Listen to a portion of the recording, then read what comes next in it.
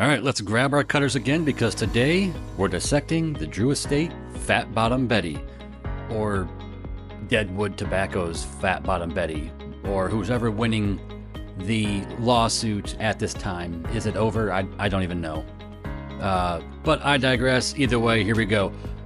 As always, we look at the balance, the draw, development, complexity, construction, and finish when we grade our cigars. The balance. Right off the bat, Betty hits you with her sweetness, but don't write her off as a one-dimensional cigar. As you progress, the initial sugar rush gracefully steps back, allowing a harmonious blend of flavors to emerge. It's sweet, yes, but with purpose and restraint. Rating, 85. The draw. Let's be frank. The draw starts off tighter than a new pair of leather shoes. You'll work for your smoke in the beginning, but stick with it because by the final third, Betty loosens up, rewarding your patience with an almost ideal pull. The draw, 80. Development. For the first 2/3, the cigar plays it pretty cool, slowly dialing back the sweetness, but in the final third, it flips the script. Suddenly you're hit with a peppery heat that is really so intense it'll make your lips tingle. It's like Betty decided to trade her dessert menu for a spice rack. Development, 85. Complexity. This is where Fat Bottom Betty really struts her stuff. We're talking honey roasted cashews, sweet cream, buttery notes, with cameos from toasted marshmallow and vanilla. There's even a bit of a floral whisper if you pay attention. The first 2/3 are a creamy, buttery dream.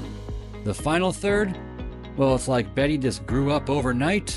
It's woody, earthy, coffee-like bitterness that'll really wake up your palate after being soothed by the sweet beginning of that cigar.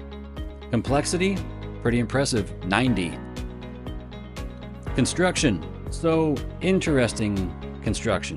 It has a covered foot, which I have no opinion on outside of you had to think about lighting it a little bit more than usual. Either way, first sit test, after I puffed on it for a few minutes, sat it down for 2 minutes, and it went out. I had to relight it. I gave it the full force of the butane lighter and got her going. But the cigar recovered gracefully from its initial setback. It had an even burn. It has a very strong core where the ash really doesn't want to let go. A beautiful Maduro wrapper. And by the way, it did pass subsequent sit tests where it sat for more than 2 minutes. So get this cigar going, and then it should be no worries about it after that. Construction, 88. Finish.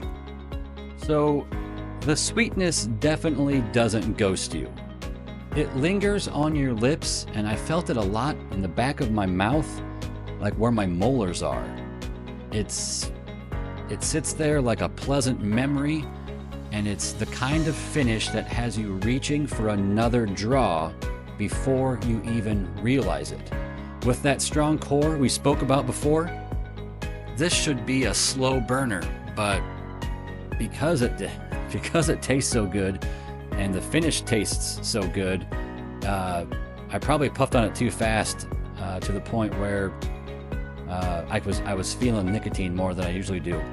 The finish, great job, 93. Overall, you get an 87, a good to we're getting borderline great cigar. Some bonus notes. This cigar leaves an ash so white it could almost blind you. The aroma is sweet and natural. The nicotine strength sits at a comfortable medium, while the body flexes from mild all the way to medium full, depending on where I was in the cigar. And the smoke was smooth as silk. The bottom line is if you've ever wondered what it would be like to smoke a gourmet dessert, Fat Bottom Betty is kind of your answer. She's sweet, but complex, familiar, yet full of surprises. So what do you say? Ready to let Betty sing her sweet serenade to your palate? Drop a comment if you've danced with her before, or if this review has you reaching for your lighter. Remember, life's too short for mediocre smokes. This is Ty, signing off until your next light up. Stay smoky, my friends.